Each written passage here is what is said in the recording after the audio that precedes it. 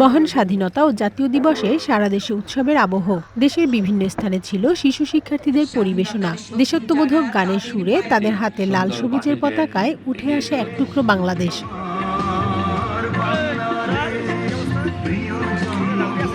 রাজশাহী মুক্তিযুদ্ধ স্মৃতি স্টেডিয়ামে মনোজ্ঞ কুচকাওয়াজ ও ডিসপ্লে আয়োজন করা হয়। জেলার বিভিন্ন শিক্ষা প্রতিষ্ঠানের শিক্ষার্থীরা সেখানে ফুটিয়ে তোলে বাংলার নানা নিদর্শন।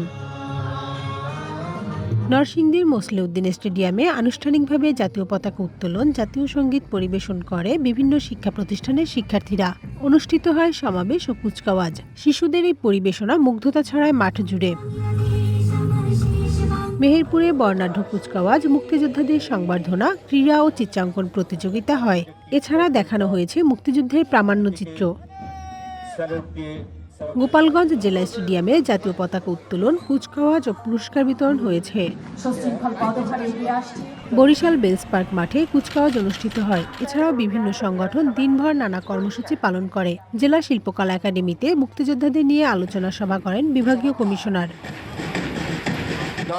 যশোর শামসুল হুদা স্টেডিয়ামে অনুষ্ঠিত হয় বর্ণাঢ্য কুচকাওয়াজ। এছাড়া বীর মুক্তিযোদ্ধাদের সংবর্ধনা, মসজিদ, মন্দির ও বিভিন্ন ধর্মীয় উপাসনালয়ে বিশেষ মোনাজাত, হাসপাতাল, শিশু পরিবার, শিশু উন্নয়ন কেন্দ্র ও কেন্দ্রীয় কারাগারে উন্নতমানের খাবার পরিবেশন করা হয়।